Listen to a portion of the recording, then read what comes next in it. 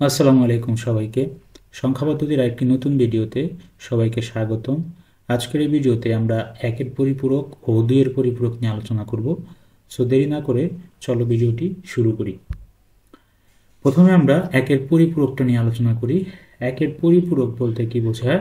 মূলত বাইনারি সংখ্যায় যেখানে সিঙ্গেল ডিজিট থাকবে অর্থাৎ 0 থাকবে সেখানে 1 এবং যেখানে 1 থাকবে তার পরিবর্তে 0 বসিয়ে বিটগুলোকে অর্থাৎ বিটগুলোকে উল্টিয়ে যে সংখ্যাটা পাওয়া যায় সেটাই হলো একের পরিপূরক। অর্থাৎ যেখানে থাকবে 0 তার পরিবর্তে 1 এবং 1 এর পরিবর্তে হবে 0। ওকে, তো একটা এক্সাম্পল এখানে দেখা যাক। এই হচ্ছে একটা বাইনারি সংখ্যা। তো এটাকে যদি আমি একের পরিপূরক করি তাহলে দাঁড়ায় একের পরিবর্তে 0, 0 পরিবর্তে 1, 0 আছে 1, একের পরিবর্তে 0, 0 পরিবর্তে 1, একের পরিবর্তে 0 এবং 0 পরিবর্তে 1 এবং 1 এর পরিবর্তে হচ্ছে 0। ঠিক আছে, তাইলে আমি যে সংখ্যাটা পাবো এই সংখ্যাটাকে আমরা বলবো হচ্ছে একের পরিপূরক অর্থাৎ ওয়ানস কমপ্লিমেন্ট। ঠিক আছে, তো ওয়ানস কমপ্লিমেন্টের ব্যবহার বর্তমানে নেই বললেই চলে। মূলত আমাদের 2s কমপ্লিমেন্ট অর্থাৎ দুইয়ের পরিপূরক করতে একের পরিপূরকটা লাগবে, এই জন্য আমরা আগে একটু এখানে এটা দেখে নিলাম। ওকে, তো মেইনলি আমাদের এটা কাজে লাগবে দুইয়ের পরিপূরকটা। তো দুইয়ের পরিপূরকটা কিভাবে করে? মূলত একের যে পরিপূরকটা হয় অর্থাৎ শূন্যের পরিবর্তে 1 এবং একের পরিবর্তে 0 বসিয়ে যে সংখ্যাটি আমরা পাই সেই সংখ্যার সাথে আমরা যদি 1 যোগ করি তাহলে যে সংখ্যাটি পাবো সেটাই হবে হচ্ছে দুইয়ের পরিপূরক। ঠিক আছে, তো এখানে একটা এক্সাম্পল আমরা দেখি। মনে করলাম এরকম একটা সংখ্যা বাইনারি সংখ্যা দেয়া আছে। তো এটাকে আমরা প্রথমে উল্টিয়ে একের পরিবর্তে 0 এবং 0-এর পরিবর্তে 1 লিখে একের পরিপূরকটা আগে করে নিলাম। ঠিক আছে, তো একের পরিপূরকের সাথে যখন আমরা 1 যোগ করব তাহলে দেখো 1 আর 0 যোগ করলে আমরা তো জানি একই হয়, তাই না? আচ্ছা, তারপরে কোনো কিছু হাতে থাকলো না, 1 1 0 1, তারপরে আছে কত 0 1 0। তাইলে আমরা ফাইনালি যে সংখ্যাটি পাবো এই সংখ্যাটি হবে হচ্ছে দুইয়ের পরিপূরক। ক্লিয়ার? আশা করি বুঝতে পেরেছো, খুবই সহজ। অর্থাৎ একের পরিপূরকের সাথে 1 যোগ করলে যে সংখ্যাটি হবে সেটি হবে কি দুইয়ের পরিপূরক। ওকে, কিছু জিনিস আমাকে একটু মনে রাখতে হবে। কিরকম? যে বাইনারি সংখ্যাকে কত বিটে প্রকাশ করা হবে তা নির্ভর করে মূলত রেজিস্টারের দৈর্ঘ্যের উপরে। কেমন? তো মূলত রেজিস্টারটা যদি 8 বিটের হয় অর্থাৎ 1 বাইটের রেজিস্টার হয় তাহলে সেই ক্ষেত্রে সাইন বা চিহ্ন বিট অর্থাৎ একটা রেজিস্টারের যে যদি 8টা বিট থাকে তাহলে প্রথম 7টা বিট হবে হচ্ছে ওই সংখ্যার মান এবং অষ্টমতম বিটটা হবে ওই সংখ্যার সাইন বিট অর্থাৎ চিহ্ন বিট। এখন এই চিহ্ন বিট যদি 0 হয় তাহলে সংখ্যাটি হবে ধনাত্মক, আর যদি চিহ্ন বিটটা কি বলে 1 হয় তাহলে সংখ্যাটি হবে হচ্ছে ঋণাত্মক। ঠিক আছে, তো রেজিস্টার কিন্তু শুধু 8 বিটের না, 16 বিটের, 32 বিটের, 64 বিটেরও কিন্তু হতে পারে। ওকে, তো যদি 8 বিটের হয় তাহলে কেমনটা হবে দেখো। এই যে 8 বিটের যদি একটা রেজিস্টার আমরা এখানে লিখি তাহলে কেমন হবে? এই যে 1 2 3 4 5 6 7 8 অর্থাৎ 8তম যে বিটটা এটা হবে সাইন বিট এবং 7টা যে বিট থাকবে এটা হবে হচ্ছে ওই সংখ্যাটার মান। তো রেজিস্টারটা যদি 16 বিটের হয় তাহলে কেমন হবে? তো দেখো এই যে 16তম বিটটা, এই যে 16তম বিট এইটা হবে হচ্ছে এটা হবে হচ্ছে সাইন বিট অর্থাৎ চিহ্ন বিট এবং বাকি 15টা বিট হবে হচ্ছে সংখ্যাটার মান। ওকে, আচ্ছা, তো এই যে 0 দেখো এখানে রেজিস্টারে এই যে 8তম বিটটা আছে 0, তার মানে এটা হচ্ছে সংখ্যাটা কি ধনাত্মক। হ্যাঁ, ধনাত্মক সংখ্যা, ধনাত্মক, এটা আমাদের মনে রাখতে হবে। আর এই যে সংখ্যাটা হচ্ছে দেখো 16তম অথবা 8তম বিটটা যদি 1 হয় তাহলে সংখ্যাটি হবে হচ্ছে ঋণাত্মক। ওকে, আচ্ছা, এই সিম্পল জিনিসটা যদি আমরা বুঝতে পারি তাহলে আমাদের রেজিস্টারে যে আমরা দুইয়ের পরিপূরকের যে যোগ বিয়োগ করব সেক্ষেত্রে আমাদের কোনো সমস্যা হবে না।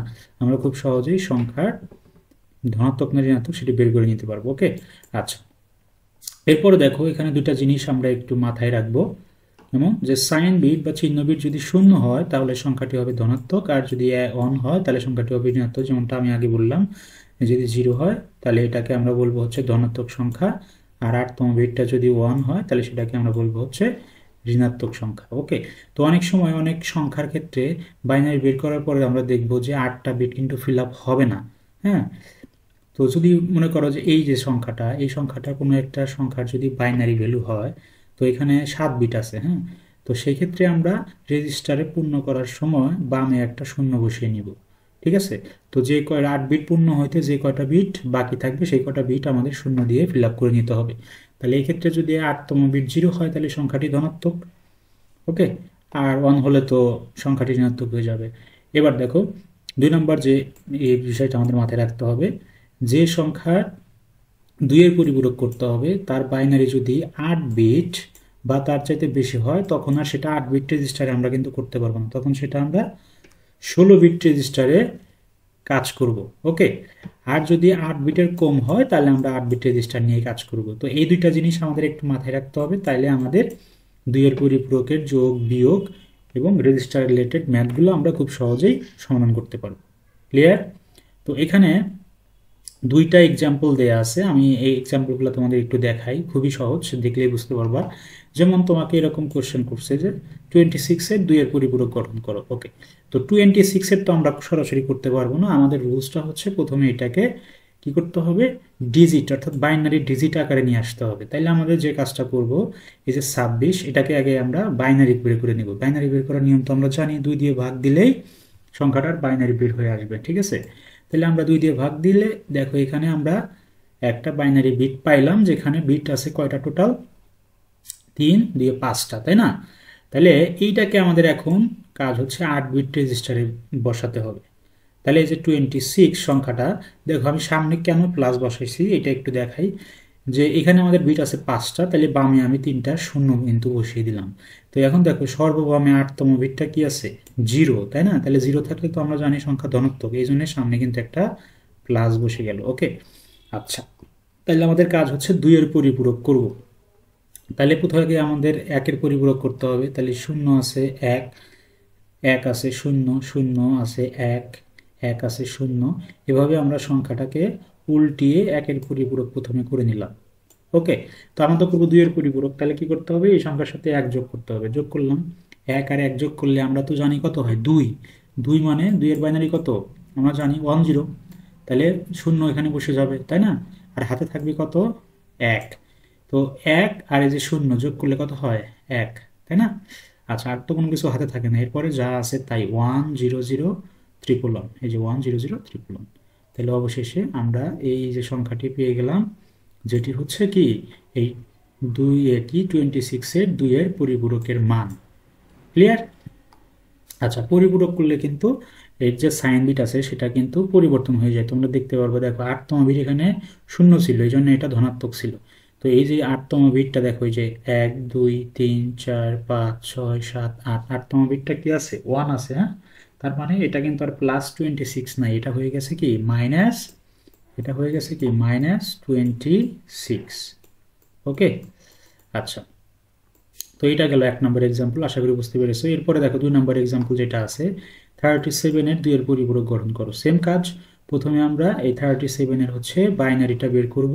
এখানে দেখো বিট আছে কয়টা, 6টা। তাহলে আমরা 8 বিট রেজিস্টারে নিতে গেলে বামে 2টা শূন্য বসায় দিব আর এখানে একটা প্লাস চিহ্ন ইউজ করব, ওকে। এরপর আমরা 2 এর পরিপূরক করব কিভাবে, প্রথমে 1 এর পরিপূরক করব, সংখ্যাগুলোকে উল্টাবো, 1 থাকলে 0 এবং 0 থাকলে 1, ওকে, বসালাম। তারপরে 1 যোগ করব, যোগ যদি করি তাহলে 0 আর 1 যোগ করলে 1, হাতে কোনো কিছু থাকে না, এরপরে যা আছে তাই 1 0 1 1 0 1 1। তাহলে এই যে সংখ্যাটা পাবো এইটাই হবে কি 36 এর 2 এর পরিপূরক। তাহলে দেখো 8তম বিটটা কিন্তু এক্ষেত্রে 1 আছে, তার মানে এটা কিন্তু আর প্লাস নাই, এটা হয়ে গেছে কি মাইনাস, অর্থাৎ -37। তো এইভাবে আসলে 2 এর পরিপূরকের কাজগুলো করা হয়, খুবই সহজ।